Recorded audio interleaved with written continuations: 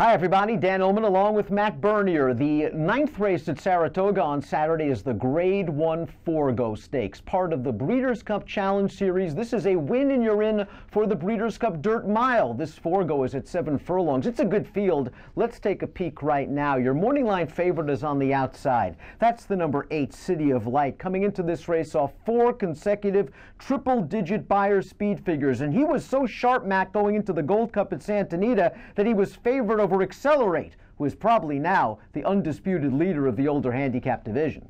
Yeah, I mean, really, when you look at City of Light, it's hard to knock anything he's done. Okay, he faded a little bit in the Gold Cup, but not holding that against him. 1.25 miles is clearly not his bag. You go back to some of his other races, I mean, look, he's already a Grade 1 winner 2 times over, going 7/8 of a mile, so you know this distance is really what he wants.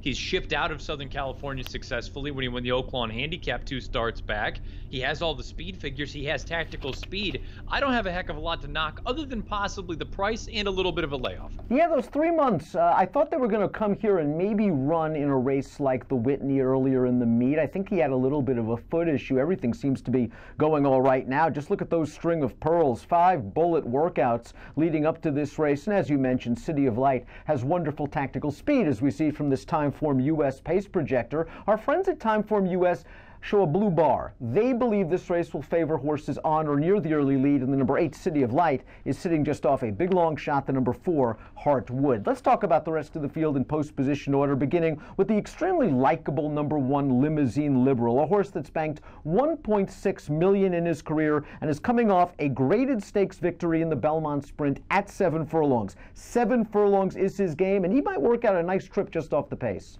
Yeah, and you know, he's kind of one of those neat horses where he's got some tactical speed. He can take what's given to him. If they heat things up early on, he can sit back a little bit and not worry about it. If things go slow, he can adapt to that and be a little bit more forwardly placed. Thought it was a solid enough effort winning that Belmont Sprint. I thought he and Whitmore both ran well. I suppose my only concern, I don't even know if I want to call it a concern. I just think it is what it is. To me, Limousine Liberal and Whitmore, they need to prove that they are as good as a horse like City of Light as some of these other horses. The number 2 is Awesome Slough, and we know on Awesome Slough's best day, he can run with these kind of horses. Heck, last year he was 3rd in the Breeders' Cup Dirt Mile. He was 2nd in the Forego behind Dre Fong. The concern about Awesome Slough right now was that pace scenario that we just saw. He is a one-run closer in a race that could be devoid of speed, and I wonder where his confidence is at. Mark Casse put him in an optional claimer earlier this meet to try to get some of that confidence back. He has not won a race since the 2017 ACAC, and he failed as the favorite.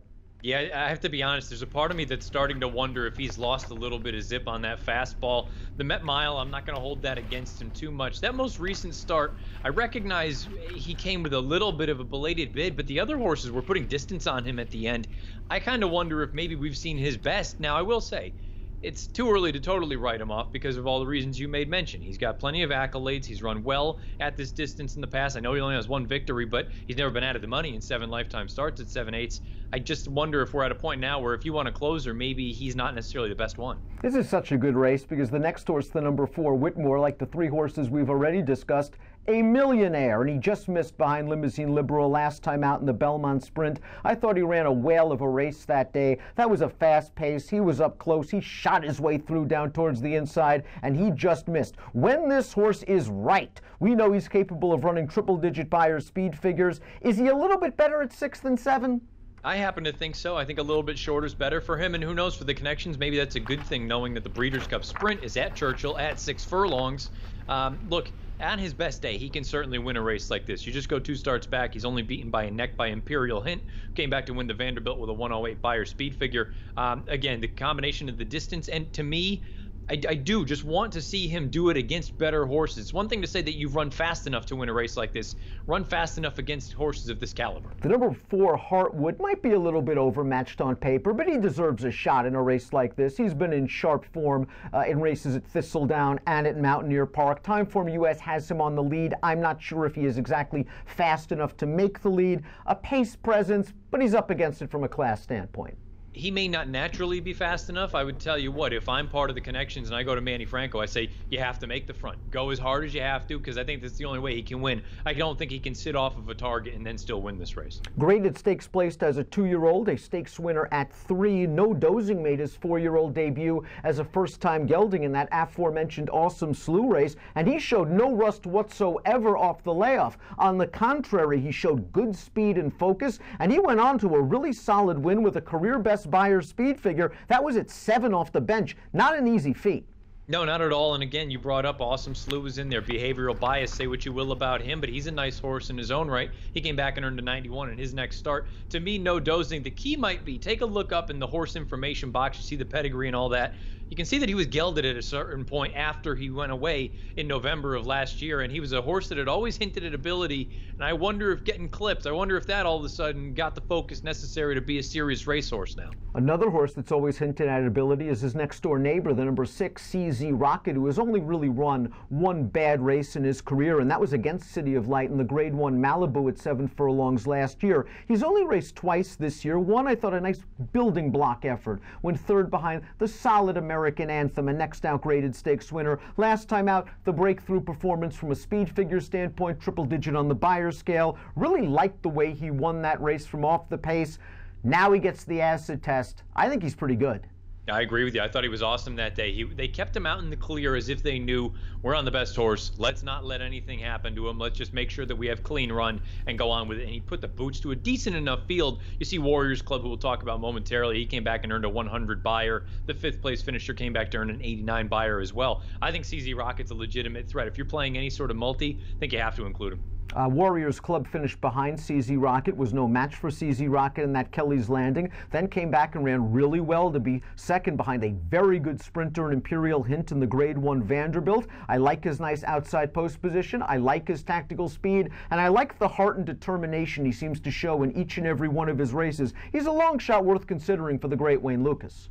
I like him better at this distance as well, 7/8 of a mile, and it's hard to overlook the fact that he's never been out of the exacta in 3 starts at Saratoga. City of Light, way the horse to beat based on what we've seen in his last 4 races, but as we take a look at our picks, we want to look for better priced alternatives, and you're going to go with No Dozing for Arnaud de la Cour. We know he can train a good sprinter. AP Indian comes immediately to mind. No Dozing, second off the left, and I like that newfound speed last time.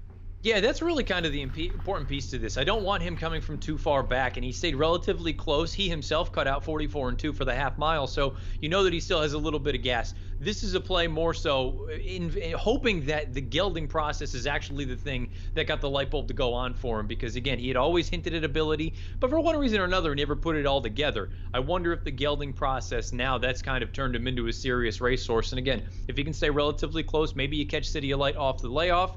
I'll take a shot here, and he should be a decent enough price. Give me numbers. I'm going to go 5, 8, 6, and 1. 12-1 on the morning line for Matt's pick, No Dozing. I'll go with CZ Rocket. I like this outside post position. We'll see if he can handle the hike up into the graded stakes ranks, but he has always shown a good amount of potential, and the price should be fair. He's 9-2 on the morning line. 6, 8, 7, 5 for me in the Grade 1 Forego, part of the Breeders' Cup Challenge Series. It's a win and you're in for the Breeders' Cup Dirt Mile.